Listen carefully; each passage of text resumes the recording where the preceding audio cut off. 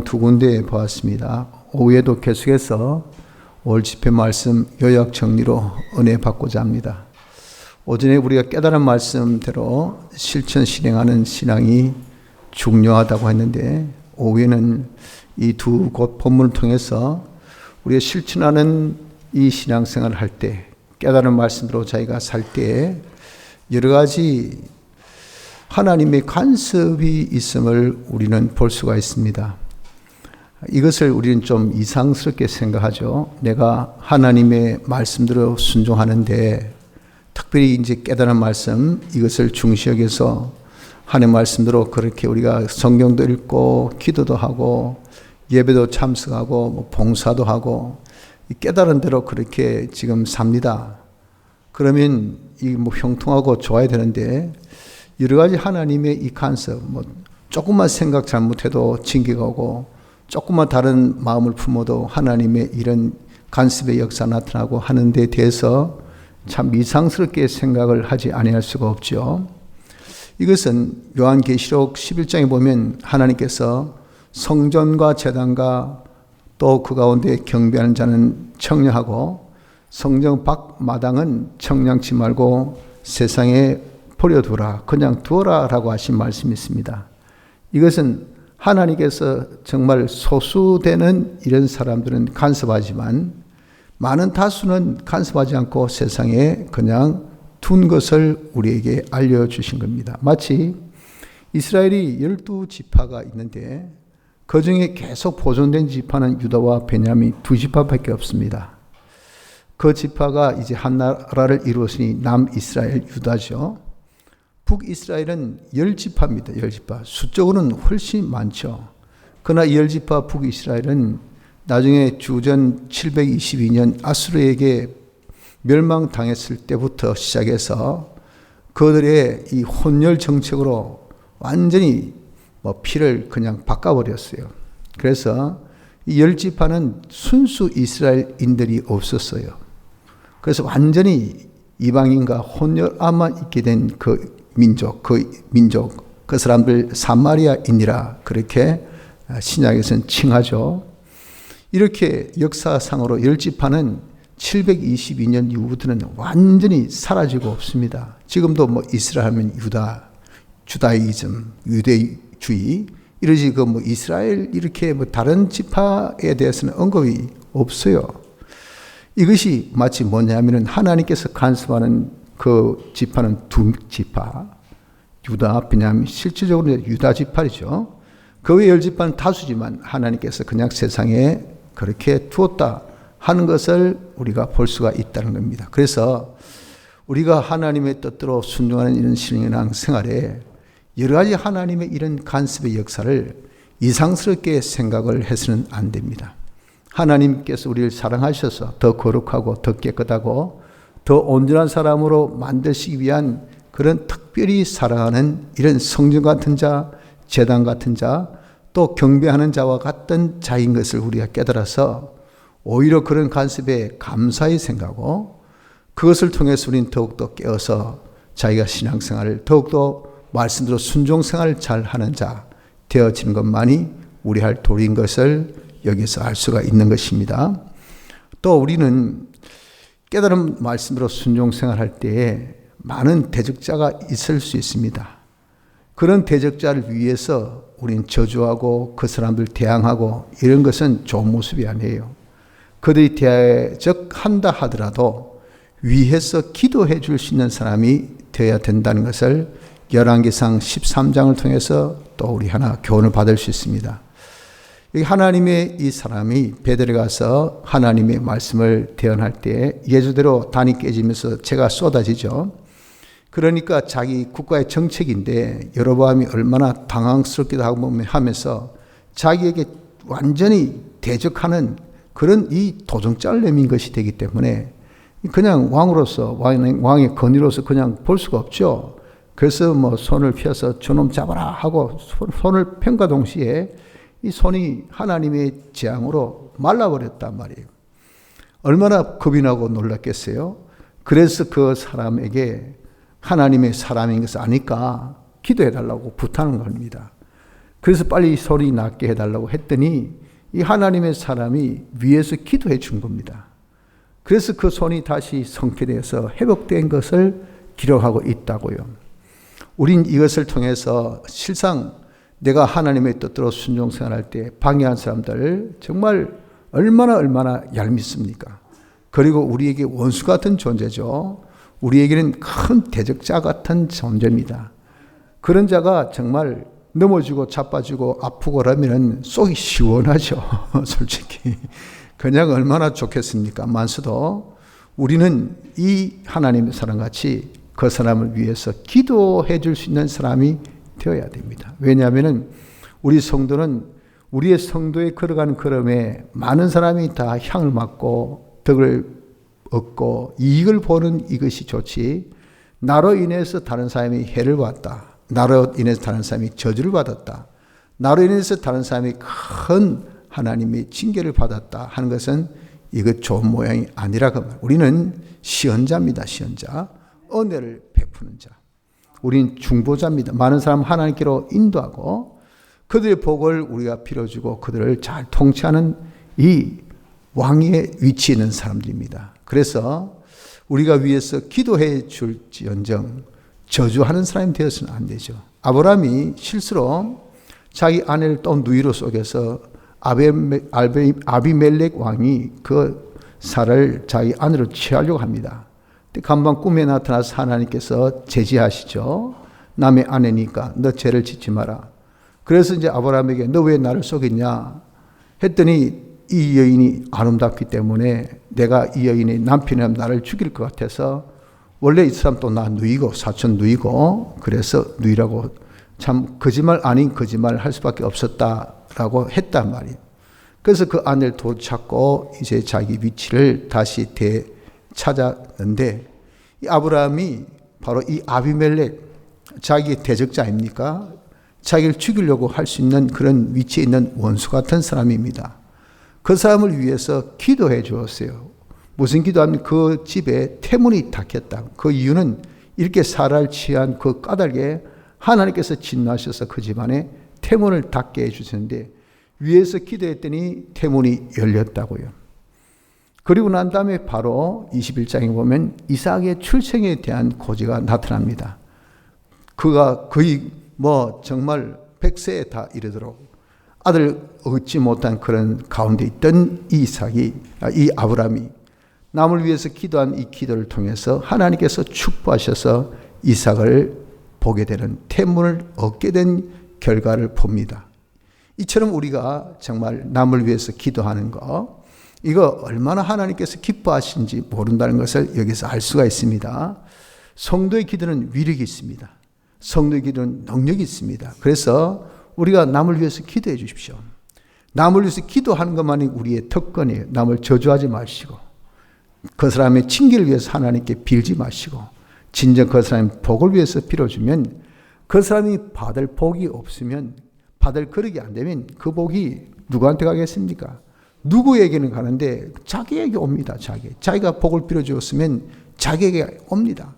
그러니까 우리의 기도는 정말 한마디도 땅에 떨어지지 않는다 그 말입니다. 그래서 여러분들이 자녀들 소망 가지고 위에 기도해 주십시오. 기도해 본들 이 자녀들이 바르게 안 자라니까 아닙니다. 하나님 우리의 기도를 들으신 분입니다. 성도의 기도는 능력이 있습니다. 하나님께서 우리에게 제사장의 위치에 세우셨습니다. 우리의 기도는 하나님께서 반드시 이루어지게 하시는 한마디 땅에 떨어지지 않는 능력이 있는 위력이 있는 기도인 것을 알고 믿음으로 자녀를 위해서 또 남을 위해서 특별히 나를 대적하는 사람까지도 위해서 기도해 줄 수 있는 사람이 되어져야 됩니다. 셋째는 미혹을 받지 말아야 됩니다. 이 하나님의 사람이 하나님의 뜻을 전한 지 이후 그 환경에 의해서 피동이 될 수밖에 없죠. 그가 먼 길 유다에서부터 베델까지 북쪽 이 지역에 있는 그 도시가 이 베델인데 그까지 이르렀죠. 긴 여행입니다. 가서 아주 힘든 그 사역을 목숨을 건 사역 있잖아요. 그 왕에게 이렇게 하나님의 저주의 말씀을 전하는 것. 이게 쉬운 일은 아니죠. 그 사역을 했죠. 전혀 먹지도 못하고 마시지도 못한 그런 상황 속에 있었잖아요. 그런 상황 속에 또 분위기가 자기를 죽이려고 하는 분위기고 적대하는 분위기고 얼마나 모든 사람들의 그런 시선이 따가운 눈총을 받을 수밖에 없는 그런 분위기였다고요. 그런 분위기 환경에 이 사람이 피동되지 아니할 수가 없죠. 마음이 흔들린다고요. 내가 왜 이렇게 힘들게 왜 이런 일을 일으켰죠. 거기다가 늙은 선지자가 와가지고 내가 간밤에 천사의 음성을 들었는데 너를 우리 집에 데려가가지고 먹이고 마시고 그렇게 쉬게 해서 보내라 하더라. 하니까 같은 동력자가 이렇게 또 제안을 하니 기가 솔깃할 수밖에 없어요. 그 미혹에 이 사람이 하나님의 사람이 빠졌다 그 말입니다. 그래서 늙은 선지자와 함께 그 집에 가서 먹고 마시는 것을 통해서 하나님의 뜻을 거슬린 겁니다. 하나님은 절대 먹지 말고 마시지 말고 온 길도 다시 돌아오지 말고 그냥 전하고 오라 그랬단 말이에요. 그걸 끝까지 순종하지 못한 것은 왜 그럴까?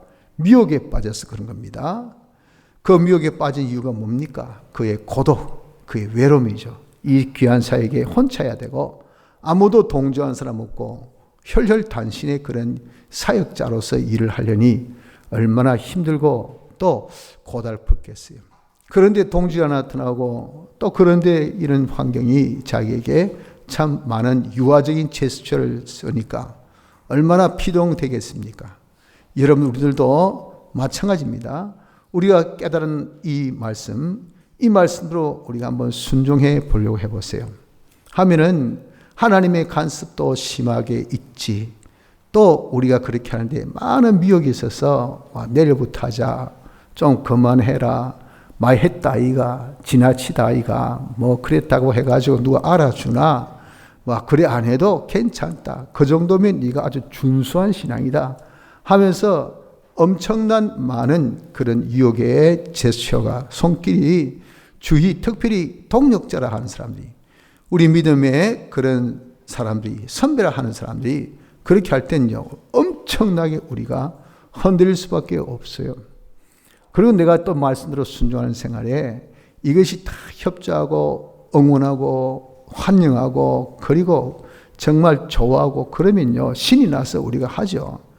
그런데 욕하고 대적하고 분위기가 아주 쌀쌀하고 그리고 좋아하는 그런 이 분위기가 아니면요 참 내가 이렇게 할 필요가 있을까?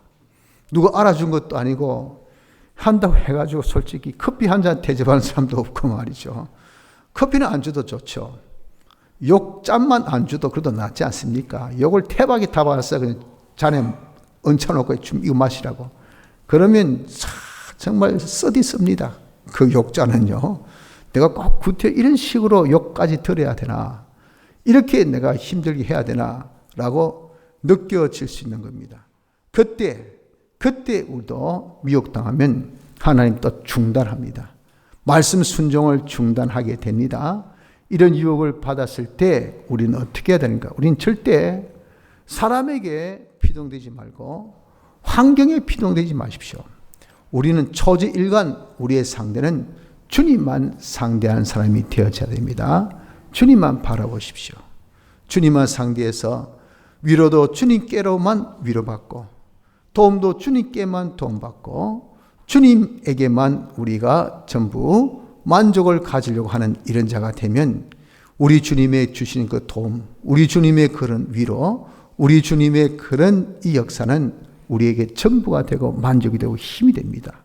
그러니까 우리에게 있어서 절대 다른 것에 비동되지 말고 상대를 항상 주님만 상대한 자가 되어져야 끝까지 우리가 순종생활을 계속할 수 있고 또 혼돈이 올 때, 미혹이 올 때 긴가 민가 신사참배를 해야 되나 말해야 되나 이거 내가 정말 말씀대로 살아야 되나 말해야 되나 정말 예배 보러 가야 되나 말해야 되나 저번에 우리 코로나19 같이 이거는 모여서 예배 드려야 되나 집에서 앉아서 예배 드려도 되나 이 혼동이 말이죠. 얼마나 심한지 모르죠.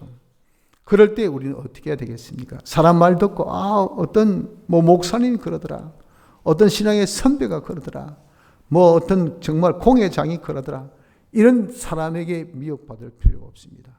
우린 그럴 때 누구? 주님, 내가 오직 바라보고 상대하신 주님께 물어봐야 돼요. 주님, 제가 어떻게 해야 될까요? 이런 상황 속에서 내가 어떻게 해야 되겠습니까? 주의 뜻이 무엇이겠습니까? 하고 내가 하나님의 뜻을 찾아서 지금까지 해왔던 그 걸음, 다시 한번 우리가 그것에 대해서 혼동일 때 우리 주님께 물어봐야 됩니다. 그래서 주님의 음성을 들으려고 하십시오. 주님의 음성을. 그럼 주님께서 우리에게 아주 세미한 음성이지만 우리에게 알려주십니다. 그럼 내가 신앙 양심을 쓰고 힘쓰면 성령의 감동으로 반드시 그 음성을 들으니 그 길대로만 이게 살 길이요 우리의 생명길이요 우리가 휘장 가운데로 넣어주신 이는 새롭고 산 생명의 길이라 그 말이죠. 그 길로만 걸으면 된다는 것을 꼭 기억합시다.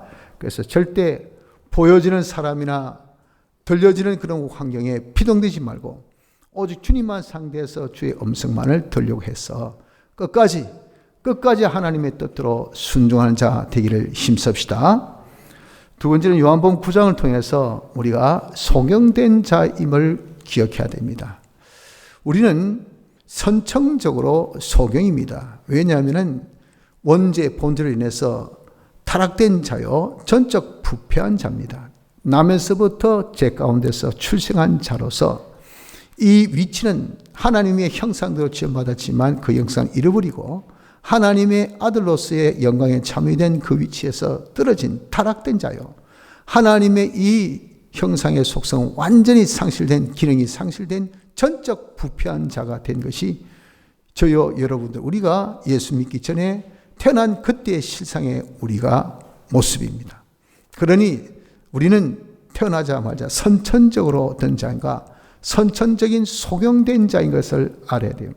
하나님을 보는 눈이 없습니다. 진리를 보는 눈이 없습니다. 성령의 지혜를 보는 눈이 없습니다. 우린요 기껏해서 본다는 것은 육체의 눈 가지고 전부 다 썩어질 것을 보고 세질 것을 보고 다 욕된 것을 보고 다 사망의 것을 보고 멸망의 것만 보고 있는 것이 이것이 우리인 것이라는 것입니다. 그래서 우리가 보지 못한다 하는 것을 알면 하나님께서 긍휼히 여기셔서 우리에게 보게 하십니다.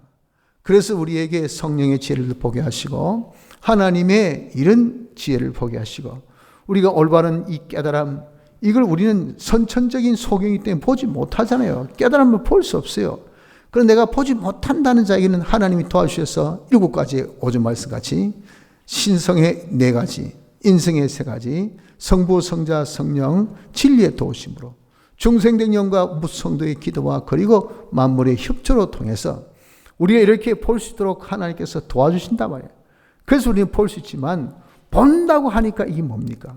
본다고 하니까 전부 다 사망의 것, 멸망의 것, 다 안 된 것 이걸 본다고 하니 전부 다 가진 것이 삐뚤어진 것만 가지고 있단 말이에요. 삐뚤어진 전부 다 진노의 잔 이것만 우리가 가지고 있어요.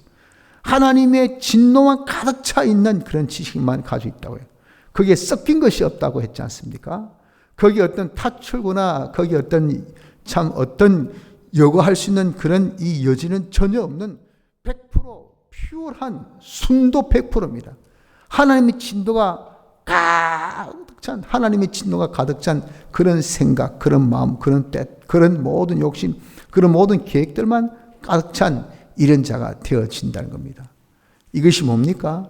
이것이 보지 못하는 자가 되었다는 것을 모르고 내가 본다고 하니까 그 모든 것이 멸망과 사망과 다 진노의 것만 보아서 그런 것이니 그래서 어떻습니까? 하는 짓이 죄 짓는 것만 한다고요. 망할 것만 하고 있습니다.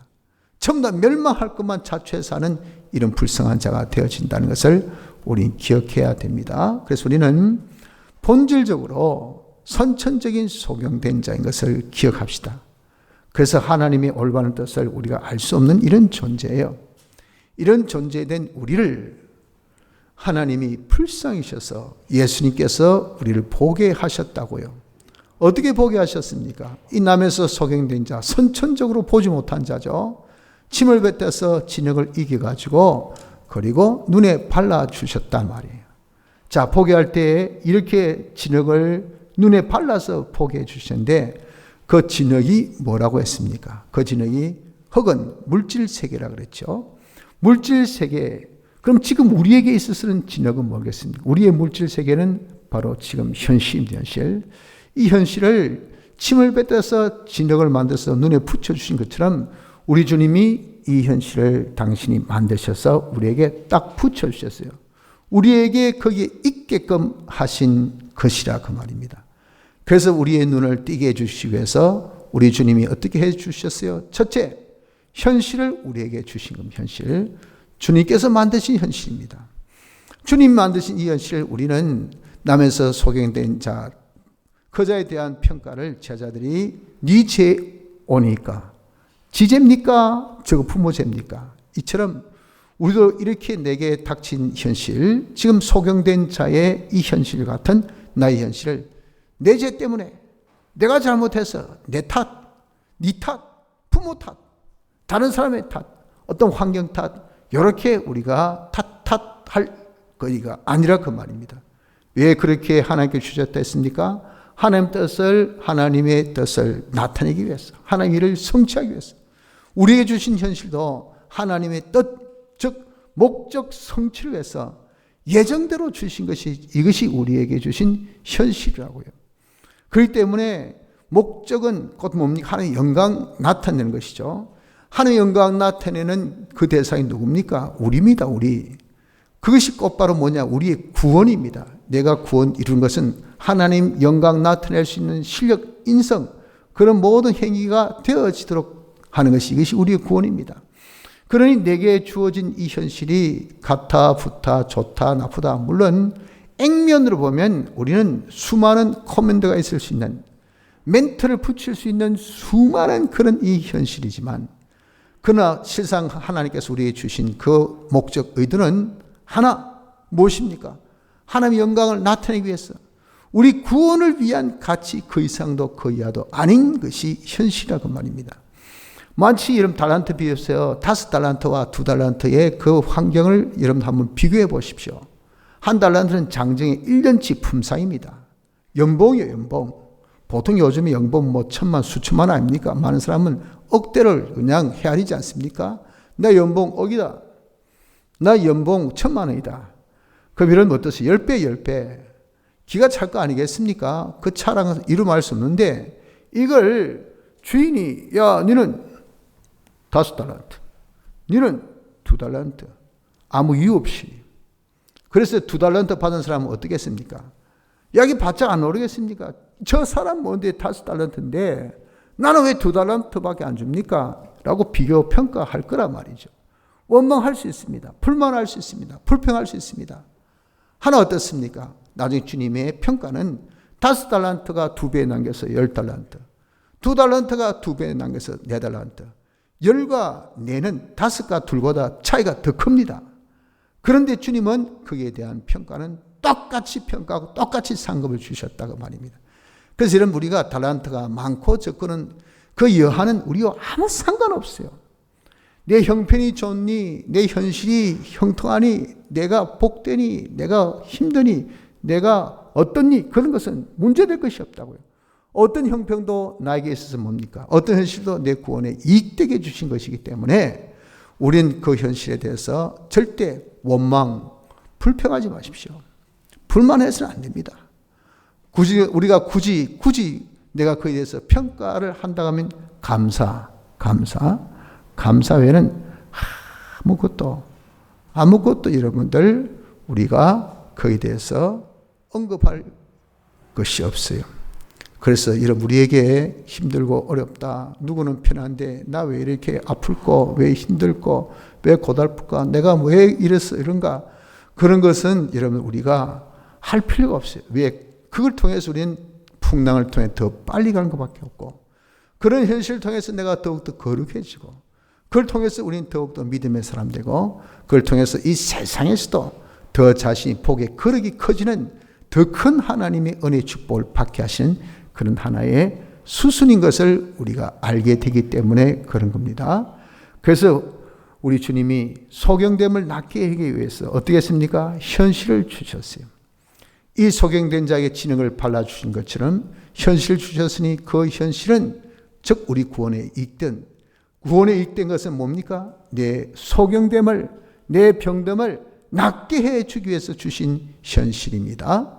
둘째, 그 현실에 주의 뜻을 담아 두었어요. 소경에게 발란 진흙은 흙만 있는 것이 아니고 거기에 침이 있었습니다. 그 침은 주님의 요소죠. 주님의 요소를 그 물질 세계에 탁 뱉어가지고 싹싹싹 주물주물 만들어서 소경 눈에 딱 발라준 것처럼 우리의 이 물질 세계의 현실을 주님께서 탁 받은 침이 무엇인가? 주님의 요소는 거기에 피와 성령과 진리. 현실에 주님의 피와 성령과 진리가 있다고요. 거기 주님의 뜻입니다. 주님. 주의 뜻을 딱 담겨두어서 싹 주님이 조성하셔서 우리에게 딱 주신 것이 그것이 현실입니다. 그래서 현실에는 우리의 눈을 띄게 할 수 있는, 우리의 문제를 해결할 수 있는 그 키, 그 하나님의 뜻, 주님의 뜻이 그 현실에 딱 담겨 있습니다. 이걸 우리에게 주셨다 하는 것을 우리가 알아야 돼요. 그래서 우리는 세 번째 어떻게 될까? 그 담겨 있는 그 뜻대로 우리가 순종해야 되겠죠. 그래서 이 소경은 진흙을 이제 눈에 바르고 난 다음에 주님께서 뭐라고 하셨어요? 실라못에 가서 씻으라 그랬다고요. 그랬더니 정말 그 순종이란 것은 쉬운 그런 명령은 아니었습니다. 소경된 자가 멀리 가는 것도 힘들고요. 소경된 자가 눈에 진흙 바르고 또 가는 것도 더 우스꽝스럽고 더 정말 정말 사나운 그런 모습이 아닙니까? 여러분 정말 지체 부자유라 해서 인격이 없습니까? 그분들도 다 인격이 있는 분입니다. 그러면 그 사람들은 뭐 이양 조롱받은 거 또 받으면 또 어때? 이거 아니죠. 지금 보지 못해 조롱받고 있어요. 진흙까지 팔라가지고 나가보십시오. 더 조롱거리가 되죠. 이런 처참한 그런 순종이 어디 있겠습니까? 그럼에도 불구하고 이 소경된 자는 가서 씻었대요. 거기에 많은 그런 악조건이 있고 많은 어려움이 있지만 이유 불문하고 가서 씻고 오니까 어떻습니까? 눈이 빡 떠졌단 말이에요. 처럼 우리들도 그 현실에서 주의 뜻을 신앙 양심을 가지고 찾읍시다. 신앙 양심 가지고 찾으면 영감이 성령의 감동이 우리에게 그 현실에 담겨 있는 뜻, 그 뜻은 뭐죠? 우리의 눈을 띄게 해주는 것, 우리의 병을 고쳐주는 것, 이런 주의 뜻을 우리에게 알려주십니다. 그 알려주시면 그 뜻을 우리는 어떻게 해야 될까요? 그 뜻대로 우리는 순종하는 자가 되어져야 됩니다. 이걸 뒤로 미루지 말고 실라못에 씻을 때 즉시 씻은 것처럼 우리도 정말 그 명령대로 순종한 그 뜻대로 순종이 창피도 하고 인격적인 모독도 될 수 있고 많은 사람이 구경거리도 될 수 있고 정말 우리에게는 너무도 하기 싫은 그런 하필 이 명령이냐 하필 내가 하기 싫은 이거냐 라고 하듯이 말이죠. 그런 명령이 있을 수 있습니다. 여러분들 그렇게 되어져도 기쁨으로 즐거움으로 즉시 우리가 순종하는 자가 되어져야 됩니다. 그래서 주께서 우리의 눈을 띄게 하실 때는 첫째 현실을 주시고 두 번째 현실의 뜻을 담아주시고 셋째 그 뜻을 순종하라고 명령하신다고요. 우린 그 뜻대로 순종하면 어떻습니까? 이 소경된 자가 즉시로 보게 된 것처럼 우리 역시도 이렇게 순종할 때 우리의 이 소경됨, 우리의 문제점이 즉시로 어떻게 됩니까? 해결을 본다는 것을 알아야 됩니다. 치유를 본다는 것을 알아야 돼요. 우리 주님은 능치 못하십니다. 없다 그 말이죠. 그분의 말씀은요, 전지 모든 것을 아시고 전능 모든 것을 하신, 전지는 지혜의 근본 된다는 뜻이고 전능은 모든 일의 움직임의 근본 된다. 어떤 움직임도 하나님의 이 역사 아니고는 없다고 말이에요. 하나님께서 움직이게 하시기 때문에 움직인다고요. 그리고 그게 전능이라는 것은 여러분 우리가 뭐 할 수 있다는 그런 정도의 이 해석이 아닙니다. 엄청난 놀라운 뜻을 가지고 있는 것이 전지전능의 뜻입니다. 하나님의 말씀이 전지전능입니다. 그 말씀을 해보세요. 그러니까 전지전능의 역사가 나타나. 아니, 그 전지전능의 역사가 모든 것을 움직이게 하신 이런 역사가 말이에요. 선천적으로 자기가 보지 못한다 해가지고 거기 못 보겠습니까? 다시 무에서 유를 창조하신 그 하나님이 역사인데 없는 것을 있게 하시는데 그거 없는 거 유전자가 없어가지고 보지 못한 그 사람 그 유전자 당장이라도 생겨서 얼마든지 만들어주신 분이 그것이 창조주이신 하나님의 역사 아니겠어요? 그 역사가 무엇입니까? 말씀의 역사란 말이에요. 말씀의 역사. 말씀의 역사가 어디에서 실상이 나타납니까? 순종에서 나타난단 말이에요. 이렇게 순종하니까 선천적으로 절대 보지 못한 이 자가 하나님의 말씀의 역사에서 빡 눈뜨게 됐단 말이에요. 처럼 우리도 이렇게 정말 선천적으로 고질적인 문제점이 얼마나 많습니까? 우리도 선천적으로 보지 못한 이런 소경이라 하더라도 이런 거 우리가 순종할 때 우리 역시도 볼 수 있는 이런 결과가 나타난다는 것을 알고 또 표적으로 얼마든지 말씀의 실상 우리에게 말씀 순종하니까 세계 모든 민족에게 뛰어나겠다는 축복처럼 100배, 60배, 30배의 결실을 보겠다는 그 축복의 말씀같이 이런 결실을 우리에게 반드시 보여주신 것이 말씀 순종의 결과인 것을 꼭 깨닫도록 합시다. 그래서 우리는 이렇게 순종하면요, 무엇을 반드시 표적을 보지 않습니까? 그 뒤 사후 처리가 이제는 문제입니다. 그 표적을 보았을 때 우리는 어떻게 해야 될까? 그때 주위에 있던 구경꾼들, 이웃 사람들은 그거 보고 구경만 하고 말았어요. 저 사람 거지 아이가? 못 본 사람 아이가? 보내! 옛날 사람 맞나? 맞는 것 같기도 하고 아닌 것 같기도 하고 물어보니 진짜 지가 하라고. 하하 희한하네. 끝. 이거밖에 없어요. 구경만. 우리가 이렇게 이런 표적 보고 우리 역시도 와 희한하네. 이번 집회 때 야 희한하네. 와 대단하네. 이것으로 끝. 그럼 여러분들 하나님께서 기뻐하시죠. 자기에게 무슨 이익이 되겠습니까?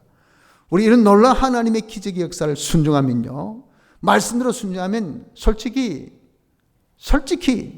하나님의 역사가 나타나지 아니할 수가 절대 없습니다. 반드시 하나님의 역사가 나타납니다. 그 놀라운 표적의 역사를 우리가 봅니다. 놀라운 것은 하나님의 이런 기적의 역사를 우리에게 보여주십니다. 말씀의 실상을 우리에게 보여주십니다. 문제는요, 받아들인 우리죠. 요 이웃 사람같이 우리는 그것을 그저 구경만 하고 끝. 드라마 보듯이 그냥 구경만 어이구 짜릿하네, 재미있네, 이런 일도 있었네, 허허 끝났네, 이렇게 여러분 우리가 하지 말라 그 말이에요. 이웃 사람은 그랬어요. 두 번째, 바리새인들은 그걸 가지고 정죄만 했죠. 율법 가지고 야, 이 안식일날 병 났네, 너 안식일 이랬으면 되나 이놈아, 주저앉아 있어. 다른 날 병 나면 몰라도 무슨 이런 억지 놀이가 어디 있습니까? 자기 자식이 이렇게 병들었을 때, 일었을 때 주일이라고 안식이라고 이랬습니다. 그만 뭐 이랬으면 안 된다. 오늘 안식일에 가만 앉을 거라. 그럴 사람이겠어요? 지 자식 아니라고, 남의 자식이라고, 남의 사람이라고 낳는 거 보고 그냥 정죄나 해야 돼. 너는 안식일 지키지 못했어. 너는 저주받을 자식이야. 알겠어? 이렇게 여러분들 진짜 뚱딴지 같은 정죄나 해도는 이런 사람이 여러분들 있습니다. 우리 주위에도 마찬가지예요. 그런 표적을 보고 말이죠, 축복해주고 기뻐해주고 나도 그것을 하나의 있으는 타산지수로 삼아서 나 역시 나도 이제는 저 사람과 같이 이렇게 복을 받자, 이런 표적을 보자, 이렇게 돼야 될 거 아니겠어요? 그런데 어디 정죄거리 있는 것만 생각해가지고 네 하는데 봤다, 네 죄지으면서 그러대, 아이고 그건 네가 틀렸대, 그러면 네가 잘못됐대, 너무 지나치대. 그런 것은 요즘에 우리 기복주의 신앙, 그런 것을 아주 조심해야 되는데 너는 보니까 기복주의 신앙에 빠져 있어. 너 그런 식으로 신앙생활하면 안 돼. 그냥 뭐 이런 기적의 역사를 본 사람한테 기뻐하고 하나님께 같이 영광 돌려야 될 이런 입지 아니하고 말이야. 가서 뭐 저주나 해야 되고 뭐 정죄나 해야 되고 이렇게 하면 여러분들 하나님 기뻐하시겠어요? 이런 사람이 되어서도 안 됩니다. 부모는 어떻습니까? 자식이 낳았으니 얼마나 기쁘겠어요. 본 것을 인정합니다. 기적의 표적이 나타나 인정하지만 그렇게 인정하면 주님을 메시아로 인정하게 되고, 그러면 이 바리새인들이 일대적이 되고, 그러면 출교 조치를 당해. 출교 조치는 그저 교회 오지 말라는 정도가 아니라 사회적으로 자기의 인생 매장, 그 사회에서는 절대 살 수 없는 것이 이게 출교입니다. 출교. 그런 출교 조치가 무서워서 정을 못하고 나는 모릅니다. 우리 아들 다 컸으니 저한테만 물어보이소 하고 실그머니 겁나서 점검 못하는 인물이 부모잖아요. 여러분들 그렇습니다. 우리가 이거 하나님의 표적이다, 하나님의 역사다, 하나님 기뻐하신다 하면은 아이고 니도 조금 광신적인 신앙이 있나, 너도 좀 보니까 조금 똘끼가 있네, 니도 저런 유의 그런 아류의 집단의 사람인가, 조금 내가 식자층에 던져놨더니 아이고 사람 진짜 겪어보고 알 일이네, 이런 소리 듣기 싫어가지고 말이죠. 이게 이런 소리가 자기한테 거북스러우니까 하나님 기적인 것은 아는데 말을 못해요. 말을. 그에 대해서 인정을 못해줘요. 증거를 못한 이런 불쌍한 사람이 우리가 또한 되었으면 안 된다 그 말입니다. 우린 이 남에서 소경된 자 같이 주님이 자기 병을 낫게 해주신 것에 대해서 너는 그 사람 누구라냐? 선지자입니다. 하나님께로부터 온 사람입니다. 이렇게 예수를 증거할 수 있는 증인이 되어야 됩니다. 표적을 증거할 수 있는 사람이 되어야 됩니다. 그래서 하나님께 영광 돌릴 수 있는 사람이 되도록 합시다. 그리고 내가 인자를 믿느냐 할 때 제가 인자를 믿습니다. 인자는 누굽니까? 예수님이시죠. 특별히 사랑을 실천하신 사랑의 주님이십니다. 주님의 그 사랑의 역사, 구원의 역사, 이 사랑의 역사, 구원의 역사를 믿는 요 사람, 그리고 그 인자된 주님을 절을 했다는 것은 거기에 순종, 복종해서 나도 사랑의 사람, 다른 사람 구원하는 이 반열에 서겠습니다는 이런 신앙의 고백이 아니고 무엇이겠어요? 이런 표적을 통해서 주를 증거하고 하나님께 영광 돌리고 우리도 사랑의 실천의 사람이 되어지기까지 변할 수 있는 복된 자가 여러분들 되어져야 되는 것입니다. 성도 여러분들, 하나님은 살아계십니다. 하나님 말씀은 전지전능하십니다. 우리의 깨달은 말씀, 정말 올바로 깨달은 말씀, 잘못 깨달은 말씀이야 살아봐야 아무 소용없죠. 자기한테 더 죄나 짓고 많을 것밖에 없지만 올바로 바로 깨달은 것, 이거 그냥 깨달은 것이 아니라 하나님께서 힘써 우리 깨닫게 해주신 그런 깨달음, 그것이 지극히 작은 어떤 한 깨달음이라 하더라도 말이에요. 성경 읽자, 기도하자, 뭐 예배 우리가 똑똑히 드리자, 한 말씀 들을 때 내가 정말 성심성의껏 들어가지고 이 말씀 하나님 앞에 하나님을 내가 바로 공경하자. 이거 여러분들 정말 한 깨달음이라 이 한 깨달음이라도 우리가 한번 실천해 보자 말이에요. 실천해 보자고요. 실천하면 어떻습니까? 반드시 하나님의 표적 같은 기적 같은 역사, 실상의 그런 놀라운 그런 계시를 우리가 보게 된다는 것을 알아야 됩니다. 이렇게 하는 과정이 비록 하나님 간섭이 있고 힘들죠. 여러 가지 미혹도 있을 수가 있습니다. 그러나 여러분 어떻습니까? 그런 것에 우리가 아랑곳하지 말고 우리 오직 주님만을 상대해서 주님이 말씀하셨으니까 주님이 책임지신 것을 알고 우리가 끝까지 하나님의 뜻대로 올바로 깨달은 대로 순종할 수 있는 우리가 되어서 결실을 보는 자가 되도록 힘씁시다. 이런 결실을 본 지 이후 여러분 우리를 정말 보지 못한 자를 보게 해가지고 그래서 우리가 이렇게 순종해서 맺게 하신 하나님의 기적 같은 이런 작품 아닙니까? 이런 결실을 본 지 이후 그냥 묵묵부답으로 아무 반응 없는 아무런 리액션이 없는 이런 못난 인물 되지 마시고요. 그런 것에 대해서 우리가 증거하십시오. 주님이 내 눈을 낫게 해주셨다. 주님께서 나를 이렇게 건강하게 해주셨다. 주님이 축복해 주셨다. 저도 이번 집회 때 솔직히 11분의 사회자 하려니까 참 힘들다. 매 순간순간마다 솔직히 죽음을 내놓은 그런 이 사투였어요. 너무 건강이 안 좋은 데다 계속 하려니까.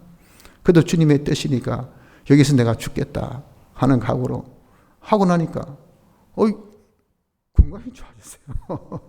오늘 이름 좀 느꼈어요. 목사님 찬송 부르시네. 오늘 조금 시끄럽게 고함도 치시네. 강대성도 치시고 말이지. 희한하네. 그냥 가슴이 자꾸 안 뛰는 거예요. 자꾸 뛰었던 가슴이 조용해졌습니다. 아파도 머리가 이상하게 조금 좋아졌어요. 그리고 이상히 건강에 많이 호전됨을 느낍니다. 그 느낀 것이 그래도 참 사력다해서 주님 시키신 대로 순종하고 니까 많은 그 간섭의 역사같이 어렵고 힘들었지만 그 결과 이렇게 표적같이 하나님께서 병남 저를 이렇게 건강케 해주신 거 이거 받은 것을 생각하니 참 감사되더라고요. 그래서 오전 오후를 통해서 모른 척 슬쩍 넘어가려다가 저희 시간에 증거합니다. 증거. 여러분들 조그마한 것이지만 여러분들은 별거 아닌 같이 보여줘도 저는 좀 솔직히 좀 큰 겁니다. 많은 건강을 좀 가지니까요. 좀 살 것 같아요. 여러분들에게 하나님께서 증거하라고 주신 그런 표적으로 저는 생각됩니다. 여러분들도 결코 하나님은 신실하시니 거짓된 하나님을 생각지 마시고 하나님의 뜻대로 올바로 깨달은 그 깨달음대로 어렵고 힘들더라도 순종할 수 있는 복된 자 되시기 바랍니다. 반드시 하나님께서 주시는 그런 이 결실, 실물의 결실을 볼 것입니다. 그런 결실을 그냥 묻어두지 마시고 그걸 통해서 하나님께 영광 돌리고 증거하는 복된 자 되시기를 바랍니다. 다 같이